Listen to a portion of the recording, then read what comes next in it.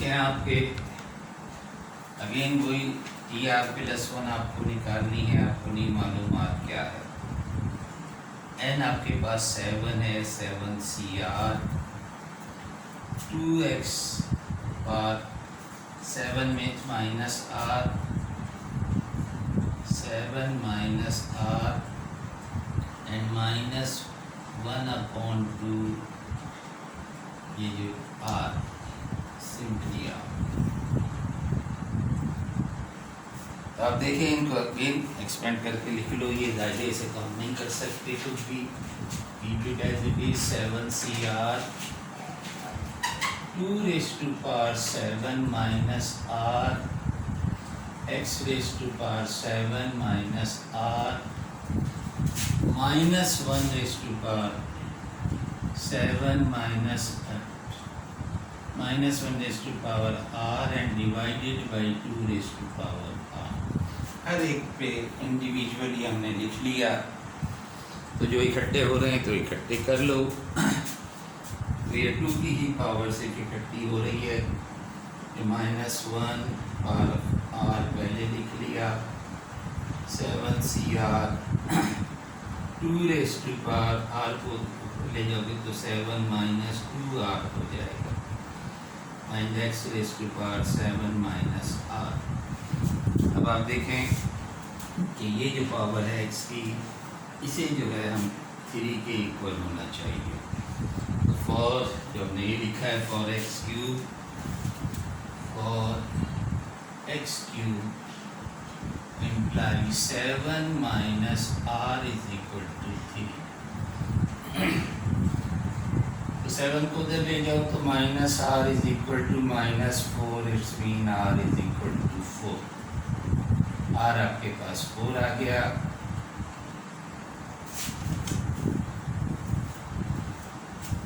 तो T5 will be the actual term। r की जगह 4 लिख दो। This implies T5 is equal to 7c4 minus 1⁴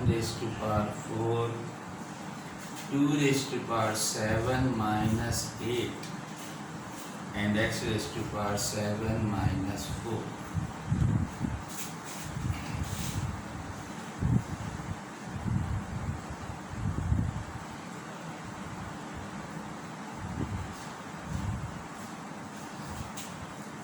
So see we have -1⁴ तो आपके पास +1 आ जाएगा। और ये 765/3 फैक्टोरियल 2 की पावर -1 हो जाएगा और x की पावर 3 हो जाएगा। तो ये 6 इससे कैंसिल कर दो। 2 को डिनोमिनेटर में ले जाओ। 35/2 x³ will be the answer.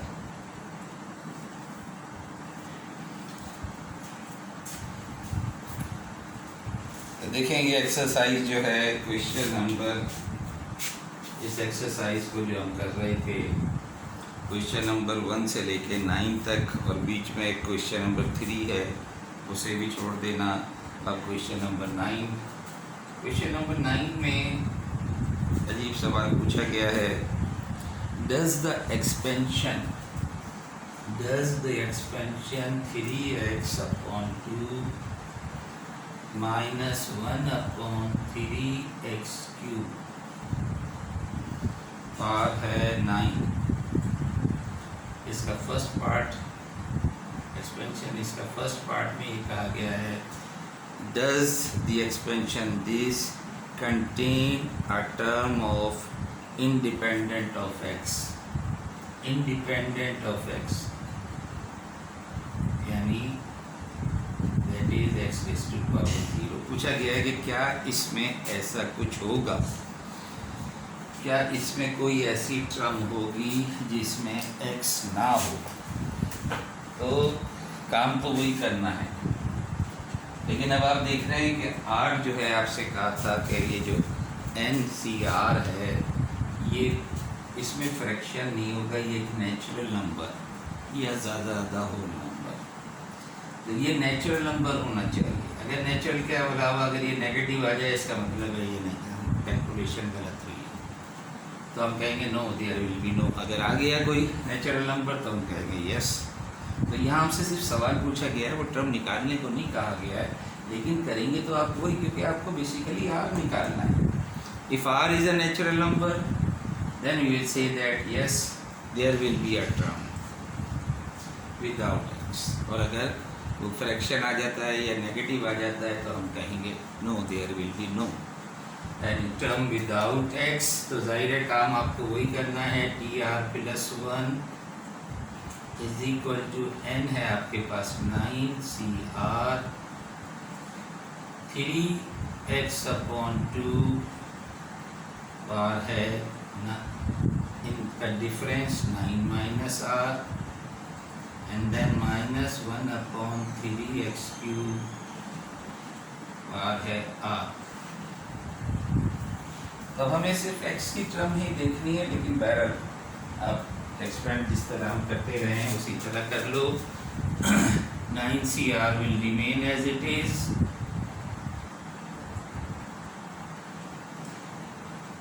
3⁻⁹ R 2⁻⁹ R x⁻⁹ R, ये तो यहाँ से आ गया, यहाँ आ गया -1⁻R 3⁻R and x⁻³ × R। तो सिर्फ x की टर्म बाकी सबको ऐसे ही रहने दो, क्योंकि जब हमें कैलकुलेट नहीं करना, टर्म निकालनी नहीं है, बल्कि हमें सिर्फ ये बताना है कि क्या ऐसी टर्म होगी। तो सिर्फ x के कोफिशिएंट इकट्ठे कर लो, या चाहें तो आप सिंप्लीफाई कर लें। तो x की देखें आप, this is equal to 9CR -1⁻R 3 की पावर इकट्ठी कर लें तो 3 9 - 2R डिवाइडेड बाई 2 × 9 - R, और x की पावर इकट्ठी करोगे तो ये आ जाएगा x9 - R पहले से मौजूद, और ये 3R ऊपर जाके -3R हो जाएगा। For independent of x, for x is equal to 0, 9 - 4R should be equal to 0। तो आप देखें कि यहाँ पर R आपके पास आ जाता है 9/4। तो ये आपके पास एक फ्रैक्शन आ गया नंबर। तो अब जो रिजल्ट हम देंगे यही देंगे कि no, because R is a fraction, fraction हो या नेगेटिव हो, तो there is no term independent of x। तो आंसर क्या होगा, देयर इज नो टर्म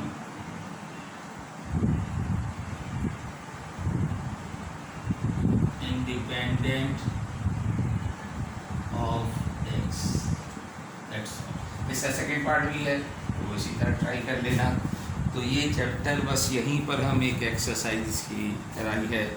इसके बाद हम जाएंगे चैप्टर 6 में, जो कि है सीक्वेंस एंड सीरीज़ का चैप्टर, और वो हमारा इस सेमेस्टर का आखिरी चैप्टर होगा। तो सीक्वेंस के बारे में थोड़ी सी डेफिनेशन लिख लें। ये चैप्टर है 6।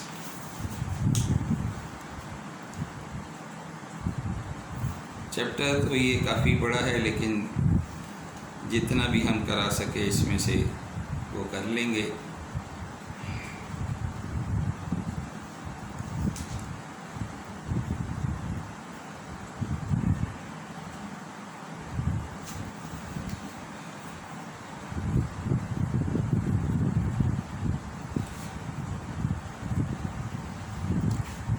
देखिए, sequence definition and ordered set of numbers formed according to the definite rule is called sequence और progression। एक पर्टिकुलर रूल से नंबर आगे बढ़ता चला जाए, इंक्रीजिंग हो या डिक्रीजिंग हो। एक पर्टिकुलर रूल से अगर सीरीज़ बन रही है आपके पास, ऑर्डर्ड नंबर ऑफ सेट्स हैं, ऑर्डर में है, आइदर इंक्रीजिंग और डिक्रीजिंग, और उसमें एक पर्टिकुलर रूल फॉलो कर रहे हैं, तो दैट इज़ कॉल्ड सीक्वेंस। और जो नंबर्स हैं उनको एलिमेंट ऑफ द सीक्वेंस कहलाते हैं। नंबर अगर टर्म जो है वो फाइनाइट है तो that will be called finite sequence, और इनफाइनाइट है तो इनफाइनाइट सीक्वेंस। फ़िलहाल हम फाइनाइट सीक्वेंस करेंगे। सबसे पहले ये आ जाती है, जो सीक्वेंस आ जाती है वो है अरिथमेटिक सीक्वेंस और अरिथमेटिक प्रोग्रेशन।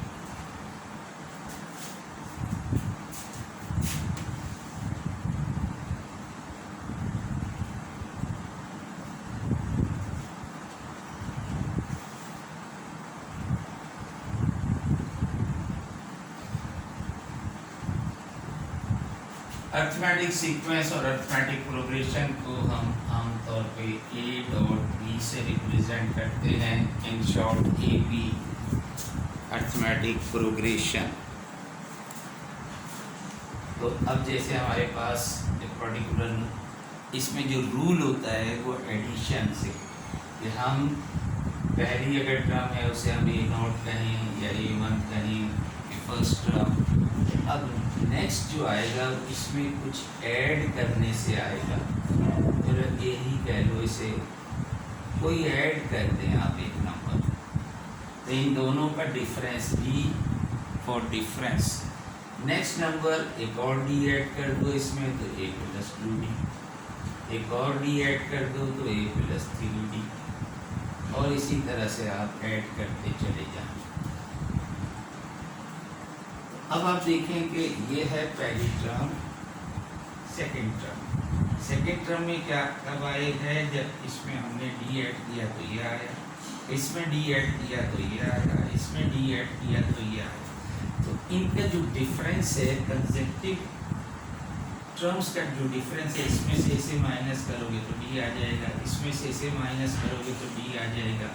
तो सवालात करने के लिए हमें दो को हम कम से कम चेक करेंगे कि common difference, this D is called common difference, this is called first term and number of terms. अब अगर इसमें हमारे पास n टर्म्स हैं तो n टर्म क्या होगी, देखो सेकंड टर्म आ रही है जब 1d ऐड किया है, थर्ड टर्म आ रही है जब 2d ऐड किया है, टेंथ टर्म क्या होगी, टेंथ टर्म कि ए में जब हम 10 से एक लेस, सेकेंड टर्म में 1d, थर्ड टर्म में 2d, तो टेंथ टर्म में 9d, और इसी तरह से nth टर्म, तो ये आ जाएगी आपके पास a में आप n से -1d। तो this is the formula for nth term of the arithmetic sequence. तो सबसे पहला फॉर्मूला हमारे पास आ गया, nth term of arithmetic progression. तो Tn कह लो इसे, अभी हम लास्ट पे कर रहे थे Tr+1, तो ये Tn is the nth term, और ये हमारे पास फॉर्मूला आ गया a plus n minus 1 into d. तो this is the formula, very first formula to find the nth term. कोई सी भी टर्म मालूम करनी है अगर आपको, तो आप देखेंगे 2-3 टर्म दी हुई होंगी और आपसे कहा जाएगा ये टर्म निकाल लो, ये टर्म निकाल लो। तो पहले तो बात ये अरिथमेटिक सीक्वेंस है, अरिथमेटिक सीक्वेंस एक कॉमन डिफरेंस, कुछ नंबर कॉमन नंबर ऐड करने से टर्म्स हासिल होती हैं। तो एक्सरसाइज 6.1